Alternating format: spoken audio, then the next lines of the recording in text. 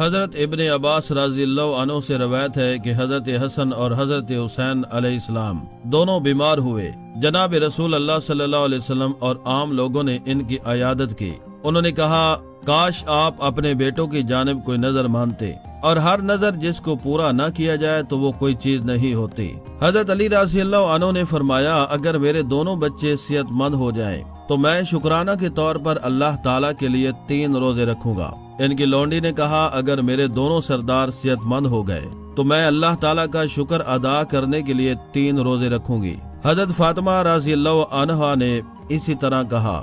دونوں بچے صحت مند ہو گئے اور جناب محمد رسول اللہ صلی اللہ علیہ وآلہ وسلم کے آل کے ہاں کچھ بھی نہ تھا۔ حضرت علی رضی اللہ عنہ شمون بن حاریہ خیبری یہودی کے پاس گئے، اس سے 3 سا جو ادھار لیے اور انہیں لے کر گھر کے ایک کونے میں رکھا۔ حضرت فاطمہ رضی اللہ عنہا نے 1 سا جو لے کر پیسا اور اس کی روٹیاں پکائیں۔ حضرت علی رضی اللہ عنہ نے نبی کریم صلی اللہ علیہ وآلہ وسلم کے ساتھ نماز پڑھی، پھر گھر آئے اور کھانا اپنے سامنے رکھا۔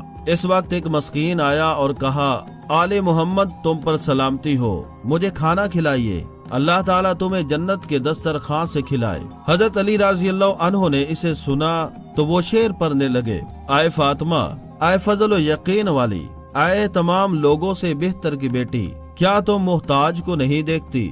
دروازے پر ایسا آدمی کھڑا ہے جس کی دکھ بھری آواز آ رہی ہے، وہ اللہ کی بارگاہ میں اپنی شکایت کرتا ہے اور اپنے سامنے ایک بھوکا غمگین شکایت کرتا ہے۔ ہر آدمی اپنے عمل کے بدلے میں رہن رکھا گیا ہے اور بلائیاں کرنے والا واضح ہوتا ہے۔ حضرت فاطمہ رضی اللہ عنہا کہنے لگی، اے چچا زاد، تیرا حکم میرے نزدیک قابل اطاعت ہے، میرے نزدیک ملامت کا باعث اور بے وقت نہیں۔ میں نے روٹی تیار کرنے میں دن صرف کر دیا ہے، اسے کھلاؤ، اس وقت مجھے کوئی پرواہ نہیں۔ جب میں بھوکے کو سیر کروں گی تو میں نیک لوگوں اور جماعت کے ساتھ جا ملوں گی، میں جنت میں داخل ہو جاؤں گی، میرے لیے شفاعت ہے۔ گھر والوں نے اسے کھانا کھلایا، خود اس دن اور رات کے بھوکے رہے۔ اس روز انہوں نے خالص پانی کے سوا کچھ نہ چکھا۔ جب دوسرا دن ہوا تو انہوں نے 2 سا جو کا لیا، اسے پیسا اور اس سے روٹی پکائی۔ حضرت علی رضی اللہ عنہ نے نبی کریم صلی اللہ علیہ وسلم کے ساتھ نماز پڑھی، پھر آپ گھر آئے اور کھانا اپنے سامنے رکھا تو دروازے پر ایک یتیم آ کھڑا ہوا اور اس نے کہا، السلام علیکم حضرت محمد کے گھر والوں، میں مہاجرین کی اولاد میں سے ایک یتیم کا بیٹا ہوں، میرا والد یوم عقبہ کو شہید ہو گیا، مجھے کھانا کھلاؤ، اللہ تعالیٰ آپ کو جنت کے دسترخوان سے کھانا کھلائے گا۔ حضرت علی رضی اللہ عنہ نے اس کی آواز سنی اور شعر پڑھنا شروع کر دیے، اے سید کریم کی بیٹی، اے نبی کی بیٹی جو بے شان نہ تھے، اللہ تعالیٰ ایک یتیم کو لایا جو آج اس پر رحم کرے گا، اس پر رحم کیا جائے گا، جنت میں کوئی بھی سلیم الفطرت داخل ہو جائے گا، اور وہ جنت کمینے آدمی پر حرام کر دی گئی ہے، وہ پل صراط پر سے نہیں گزرے گا اور وہ جہنم تک آگ میں پھسلتا ہی جائے گا، اس کا مشروب پیپ اور کھولتا ہوا پانی ہوگا۔ حضرت فاطمہ رضی اللہ عنہا نے یہ کہنا شروع کر دیا، آج اسے کھلاؤ اور مجھے کوئی پرواہ نہیں، اللہ تعالیٰ نے اسے ہماری اولاد پر ترجیح دی ہے۔ انہوں نے بھوکے شام کی جبکہ وہ میرے شیر ہیں، ان میں سے سب سے چھوٹا جنگ میں قتل کیا جاتا ہے، کربلا میں اسے دھوکے سے قتل کیا جائے گا، ہے قاتل کے لیے عذاب کے ساتھ ہلاکت ہے، آگ انہیں نیچے تک لے جائے گی اور اس کے ہاتھوں میں توق اور بیڑیاں ہوں گی۔ انہوں نے اسے کھانا کھلایا، خود 2 دن اور 2 راتیں ٹھہرے رہے، انہوں نے خالص پانی کے سوا کچھ نہیں چکھا۔ جب تیسرا دن تھا تو حضرت فاطمہ رضی اللہ عنہا نے باقی ماندہ سا لیا اور اس کو پیسا، اس کی روٹیاں پکائیں۔ حضرت علی رضی اللہ عنہ نے نبی کریم صلی اللہ علیہ وسلم کے ساتھ نماز پڑھی، پھر گھر آئے، کھانا ان کے سامنے رکھا گیا۔ ایک قیدی ان کے پاس آ گیا اور وہ دروازے پر کھڑا ہو گیا۔ اس نے کہا، اے محمد کے خاندان والو، تم ہمیں قیدی بناتے ہو، ہمیں باندھتے ہو اور ہمیں کھانا نہیں کھلاتے، مجھے کھانا کھلاؤ کیونکہ میں حضرت محمد صلی اللہ علیہ وسلم کا قیدی ہوں۔ حضرت علی رضی اللہ عنہ نے اس کی بات سنی تو آپ یہ اشعار پڑھنے لگے، اے فاطمہ، اے نبی احمد کی بیٹی، اے سردار نبی کی بیٹی، اللہ تعالیٰ نے ان کا نام رکھا، بس وہ محمد ہے، اللہ تعالیٰ نے انہیں بہت ہی حسین بنایا ہے، یہ ہدایت یافتہ نبی کا قیدی ہے، یہ اپنے توق کے نیچے دبا جا رہا ہے، یہ بیڑیوں میں قید ہے، ہمارے سامنے طویل بھوک کی شکایت کرتا ہے، جو آدمی آج کھلائے گا کل اسے پالے گا۔ اللہ تعالیٰ جو بلند شان والا یکتا ہے، جو اس کے ہاں نیکی کرے عنقریب اسے کاٹے گا۔ اسے عطا کیجئے، اسے رسوا نہ کیجئے۔ حضرت فاطمہ الزہرا رضی اللہ عنہا نے یہ شعر پڑھنے شروع کر دیے: جو وہ کھانا لائے اس میں سے سا کے سوا کچھ بھی باقی نہیں بچا،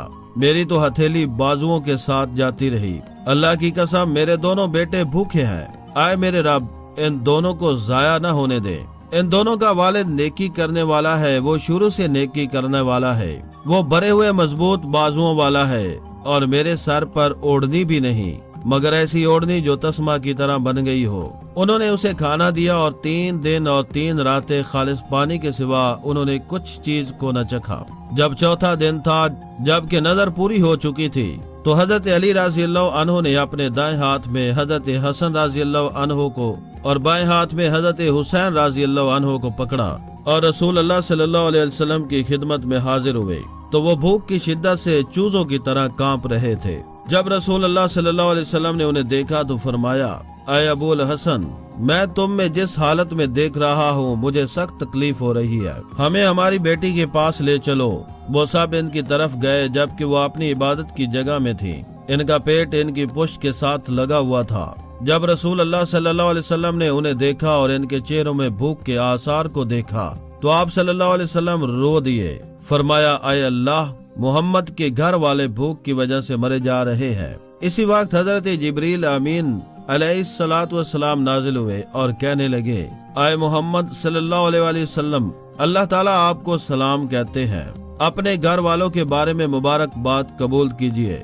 سورۃ دہر میں اللہ تعالیٰ فرماتا ہے: اور کھانا کھلاتے ہیں اس کی محبت پر مسکین اور یتیم اور قیدی کو، ان سے کہتے ہیں ہم تمہیں خاص اللہ کے لیے کھانا دیتے ہیں، تم سے کوئی بدلہ یا شکر گزاری نہیں مانگتے۔ آئے عاشقان رسول، رمضان کیسے گزارنا چاہیے؟ یہ سوال شاید ہر سال ہی رمضان کا چاند دیکھ کر ہمارے ذہن میں ابھرتا ہوگا۔ سیدہ کائنات رضی اللہ عنہا کے گھر مبارک کی سبق آموز حقایات نے اس سوال کا کیسا پیارا جواب دے دیا ہے کہ رمضان ماہ صبر ہے تو صبر کر کے ہی گزارا جائے گا۔ رمضان المبارک ماہ مواسات یعنی کہ ہمدردی اور بھلائی کا مہینہ ہے تو ہمدردی اور بھلائی کرتے ہوئے ہی گزارا جائے گا۔ اگر ہم غریبوں، بے کسوں، یتیموں، مسکینوں کی خیرخواہی کے جذبے کے تحت سیر و افطار کی کچھ ڈشیں کم کر دیں، سیر و افطار کا دسترخوان اتباع سنت کی نیت سے سادہ کر لیں، اور وہ غریب جو بیچارے مہنگائی کی وجہ سے کھجور بھی خریدنے کی استطاعت نہیں رکھتے، رمضان المبارک اچھے انداز میں نہیں گزار پاتے، ان کی ہم مدد کریں، ان کی خیر خواہی کریں، تو کتنی نیکیاں اور بھی ماہ رمضان میں کمانے کی سعادت ہم حاصل کر لیں گے۔ اللہ تعالیٰ پاک سیدہ فاطمہ الزہرا رضی اللہ عنہا کے صدقے ہمیں فکر اختیار کرنے، اللہ پاک کی طرف لو لگانے، مسلمانوں کی خیر خواہی کرتے ہوئے گناہوں سے بچتے ہوئے پورا رمضان نیکیوں میں گزارنے کی توفیق عطا فرمائے۔ آمین ثم آمین۔